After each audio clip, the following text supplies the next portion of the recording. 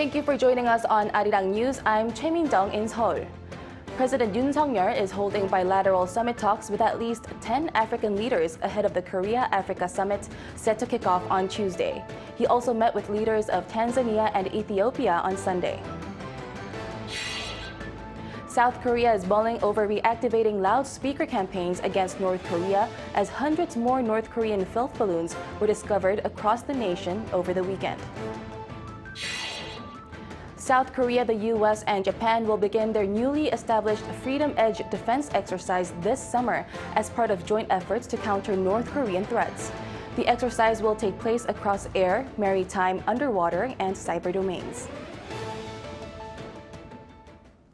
Securing critical mineral imports and boosting trade ties with Africa are some of the aims for the upcoming Korea-Africa summit. That's according to President Yoon in an interview with AFP released on Sunday. Yoon said South Korea is, quote, a high-tech manufacturing powerhouse, but it relies heavily on imports for over 95% of its raw mineral needs. Some main minerals include cobalt and platinum. The president also said he hopes to share South Korea's experiences of quick economic growth with the participants, as well as growth in infrastructure cooperation. On Monday, he started a relay of meeting 10 summit-participating African leaders at his office for a short bilateral summit, starting with Lesotho and ending with Cabo Verde. Ahead of the Korea-Africa summit, which starts tomorrow, President Yoon met the leaders of Tanzania and Ethiopia over the weekend. Through these meetings, Seoul aims to build a robust partnership with these countries while looking to secure key mineral resources. Our Kim Jung-sil reports.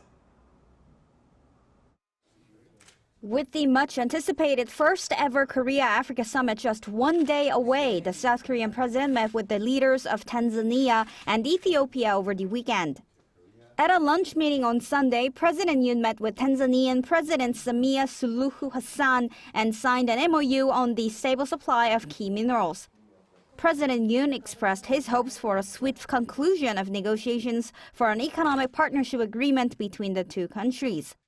President Hassan said she hopes more South Korean companies would participate in Tanzania's development projects.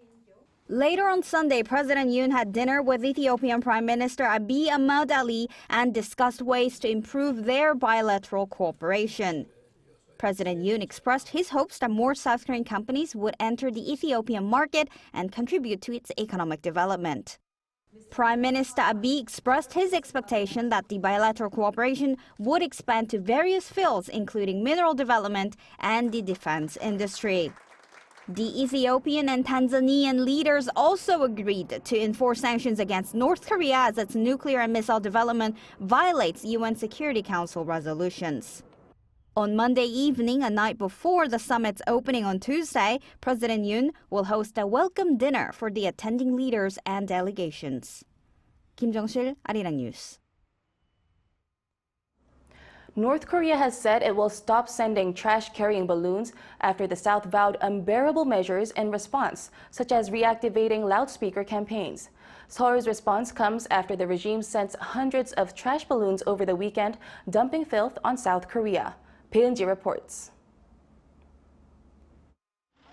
Around 600 balloons carrying cigarette butts, waste paper, and plastic bags were flown from North Korea over the weekend, on top of the around 260 balloons carrying waste and excrement sent earlier last week. This prompted the South Korean military to advise people to be aware of falling objects and not to touch objects suspected of being from North Korea, and asking people to report such items to the military or police instead. In response, the South Korean government said Sunday that it's ready to take unbearable measures against North Korea's actions, which could include resuming blasting anti-Pyongyang messages across the inter-Korean border. Seoul's National Security Advisor Chang Ho-jin on Sunday warned Pyongyang to cease provocative actions, such as launching balloons carrying waste and disrupting South Korea's satellite navigation system. We are clearly warning North Korea once again not to engage in provocations such as balloon bombs filled with filth or GPS jamming. If such actions are repeated, we will ramp up our response. A senior presidential official said the South will not rule out reactivating loudspeaker campaigns that broadcast anti-Pyongyang messages, which have been suspected since 2018 as part of an inter-Korean military agreement to diffuse tensions along the border. Following Seoul's warning, Pyongyang announced that it would stop sending trash balloons across the border, but claimed that its campaign had been an effective countermeasure against propaganda sent by anti-regime activists in South Korea. An expert says the intention behind the North's move is because the regime feels its legitimacy is being questioned, after feeling belittled and marginalized following the 75 years of inter-Korean competition. Now, more specifically, the North is also trying to insult the South Koreans just before the commencement of the Africa Summit, but it stopped the balloon launches before most of the leaders arrived. So I think it was a deliberate timing. He added that anything flown over sovereign airspace is indeed provocative, and that it's a violation of the Korean Armistice Agreement signed in 1953. 배은지, Arirang News. The defense chiefs of South Korea, the U.S., and Japan agreed on Sunday to launch a trilateral multi-domain exercise dubbed the Freedom Edge. The agreement comes amid joint efforts to bolster security cooperation against North Korea's continued threats.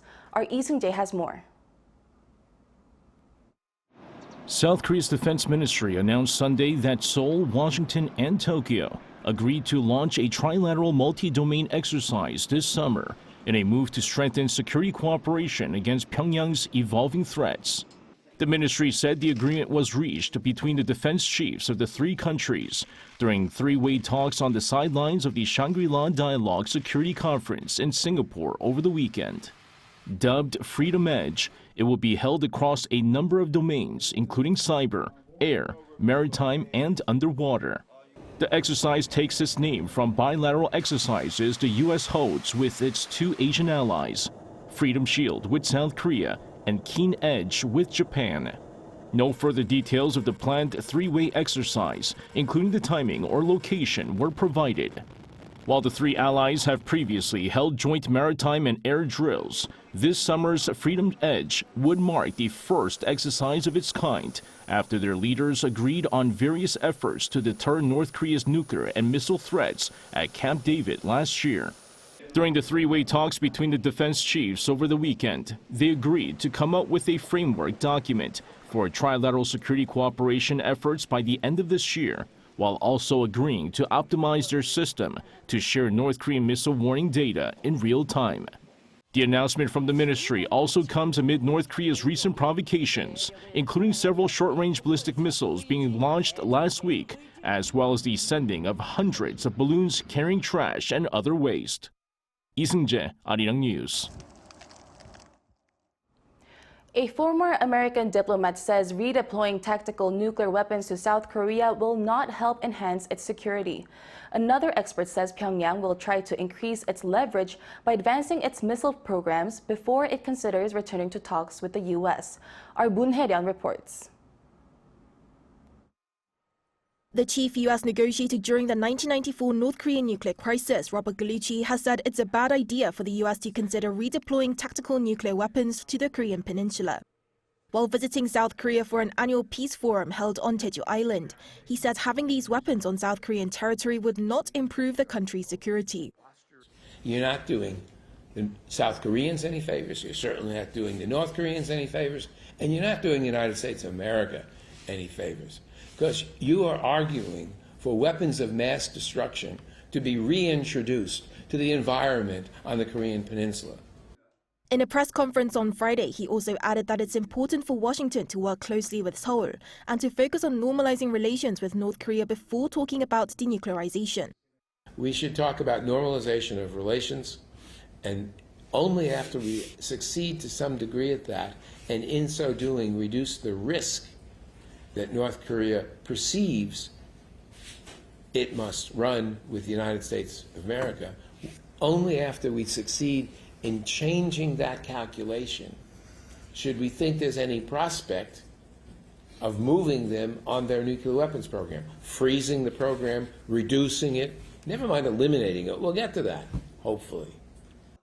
Another expert who took part in this year's Jeju Forum said even if Trump is re-elected, North Korea will only return to talks if Kim Jong-un feels there will be a successful deal.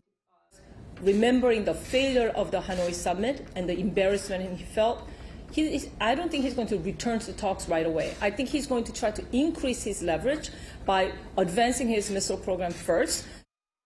Former U.S. President Donald Trump walked out of the Hanoi summit in February 2019 after Kim Jong-un asked for the removal of nearly all sanctions on North Korea in exchange for dismantling the nuclear facility in Yongbyon. Noting that there is 0% chance of negotiation between Washington and Pyongyang under the Biden administration, she said the North will likely to continue to engage in provocations this year in order to perfect its weapons capability.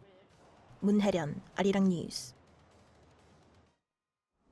South Korea may have found 14 billion barrels of crude oil and natural gas off its east coast. That's according to President Yoon, who made the announcement himself on Monday morning, saying he's approved the exploratory drilling for confirmation after a preliminary geophysics exploration showed strong signs of the fossil fuels. The estimated 14 billion barrels of oil and gas, worth approximately $1.4 trillion, could supply South Korea with crude oil for 4 years and natural gas for 29 years. With the exploratory drilling starting at the end of this year, the exact size of the reserves will be confirmed by the first half of next year. And if confirmed, commercial drilling would start around 2027 to 2028, and the reserves will be commercially developed starting 2035.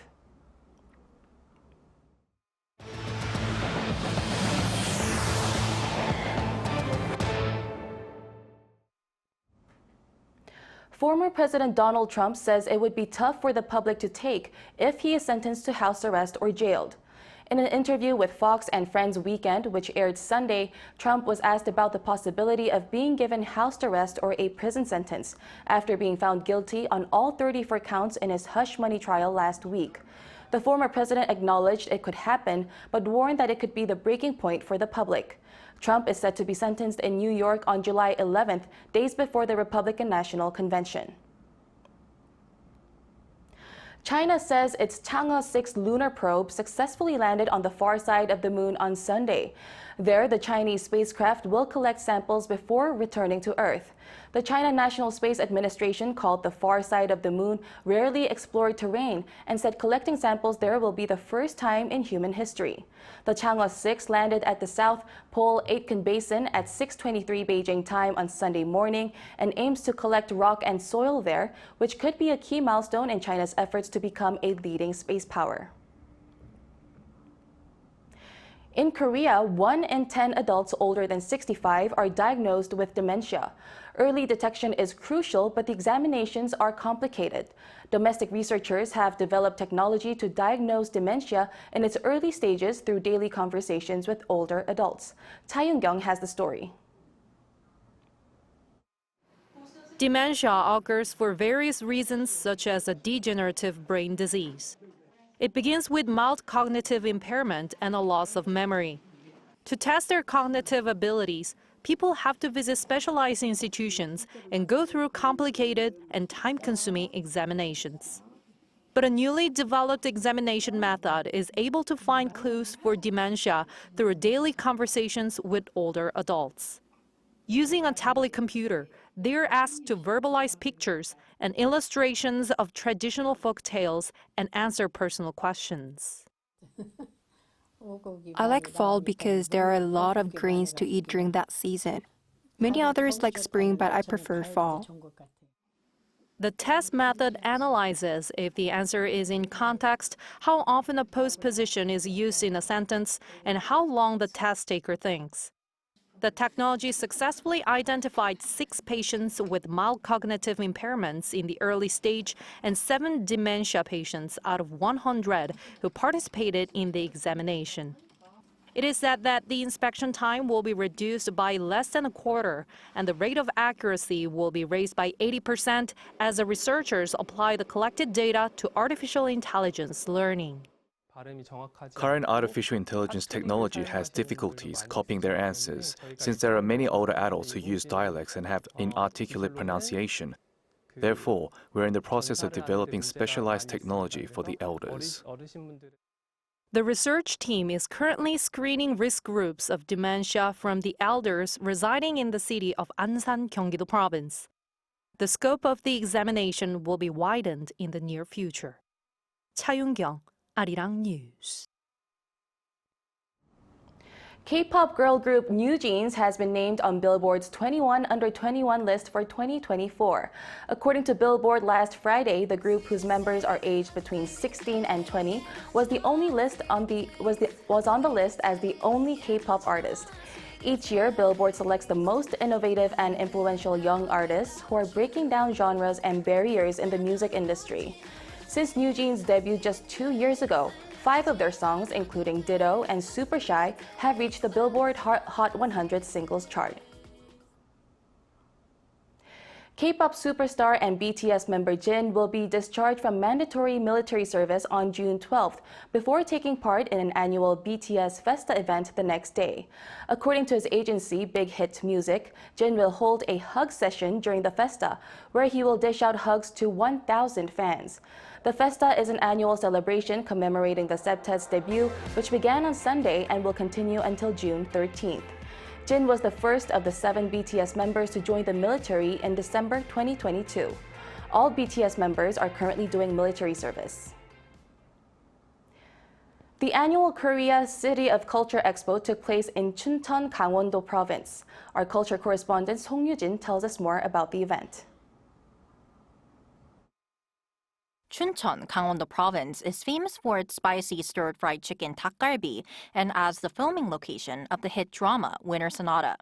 But there was a lot more that visitors could explore over the weekend at the 2024 Korea City of Culture Expo. The Culture Ministry has so far designated over 20 cities across Korea as cities of culture. These cities receive government funding to further develop their unique cultural assets and tourist attractions. Since 2021, the cities at the Expo have their own booths to showcase their culture, with this year being the event's 4th edition.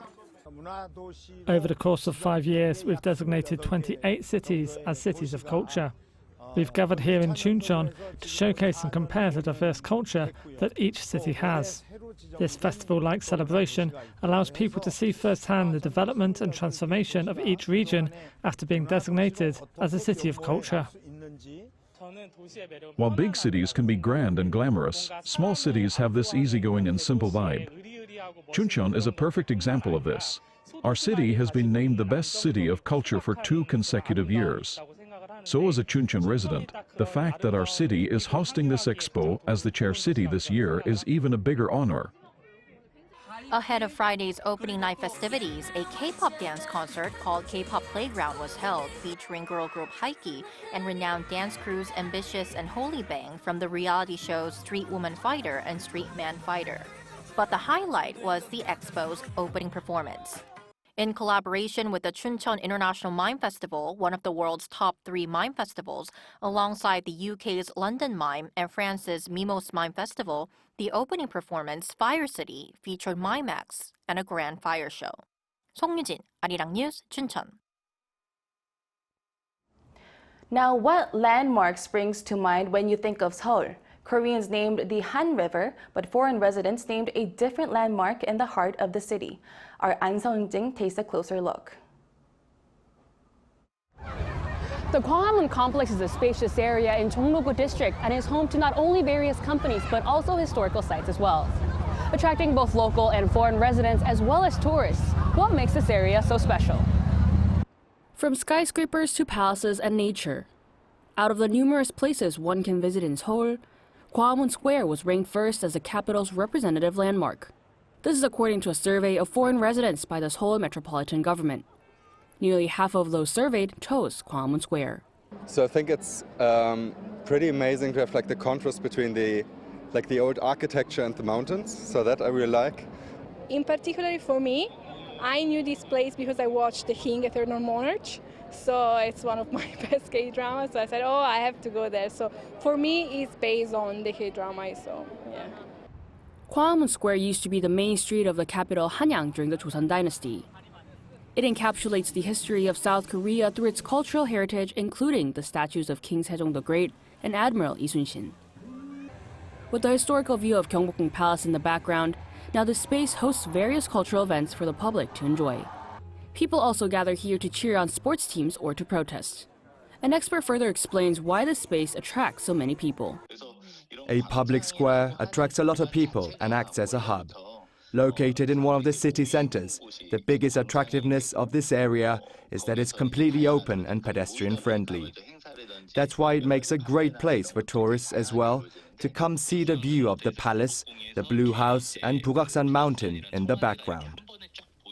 Whether it's to embrace the historical significance or the modern cultural events it holds, Gwanghwamun Square is open to the public to grasp the Korean experience.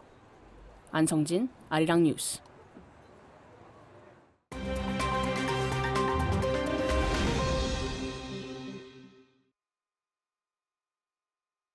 Let's take a look at the latest news in the world now. We begin today in the US, where a mass shooting just after midnight on Sunday local time in Akron, Ohio, has left at least 1 dead and 24 injured. Akron City Police Department have said that no one has yet been arrested or identified as a suspect. According to local media sources, officers at the scene discovered dozens of bullet casings and a gun.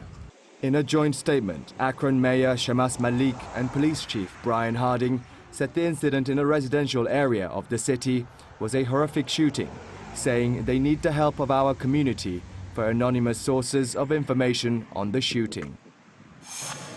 Now to elections in South Africa, where the country's president and head of the ANC party, Cyril Ramaphosa, called for unity on Sunday as the results showed that the African National Congress had lost its outright majority for the first time in 30 years. According to the official results, the ANC won 159 seats in the 400-seat National Assembly, down from 230 seats. South Africa's second-largest party, the centre-right Democratic Alliance, maintained their position with 87 seats won. Former President Jacob Zuma's newly launched MK party came in third, picking up 58 seats. With under 50% of votes, the ANC now has 2 weeks to form a coalition government. The main opposition Democratic Alliance Party says it is open to a deal. Real Madrid has presented its Champions League trophy to thousands of fans in the Spanish capital, Madrid, after victory on Saturday. Los Blancos beat Borussia Dortmund by 2-0 to be crowned the best club team in Europe for the 15th time. Dani Carvajal and Vinicius Jr. were the scorers, with the latter becoming the first Brazilian player to score in 2 Champions League finals. Thousands of fans gathered at Cibeles Square on Sunday for the second time this season as Real Madrid celebrated its Champions League victory following May's La Liga success. Australia-born media tycoon Rupert Murdoch got married for the 5th time on Saturday. The 93-year-old tied the knot with his new wife, 67-year-old Elena Zhukova, a retired Russian biologist, in a ceremony at his Californian vineyard. Murdoch is known for his media empire, News Corporation, which owns Fox News, The Wall Street Journal, The Sun, and The Times. He stepped down from his roles in News Corp Media Holdings and Fox News last year, leaving one of his 6 children, Lachlan Murdoch, to head both companies. Kim Seong, Arirang News.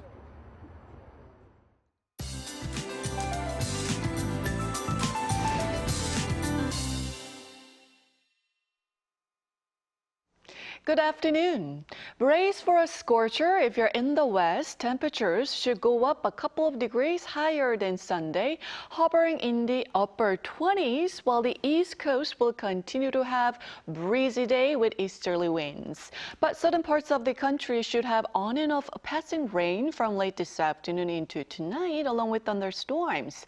Gwangju, Jeollanam-do, and west of Gyeongsang-Namdo province could see 5 to 30 millimeters of rainfall. The rest of the country will be under sunny skies all day. So strong UV rays expected for most places this afternoon, with a high of 28 degrees here in Seoul. Gwangju should see a high of 29 degrees. But the air quality will be normal to good nationwide all day today. And as we kick off the month of June, temperatures will be trending in the right direction. By Wednesday, Seoul will see a high of 30 degrees Celsius, and morning temperatures will also get warmer. Sunny and dry weather in the forecast for this week. With that in mind, let's take a look at the international weather conditions.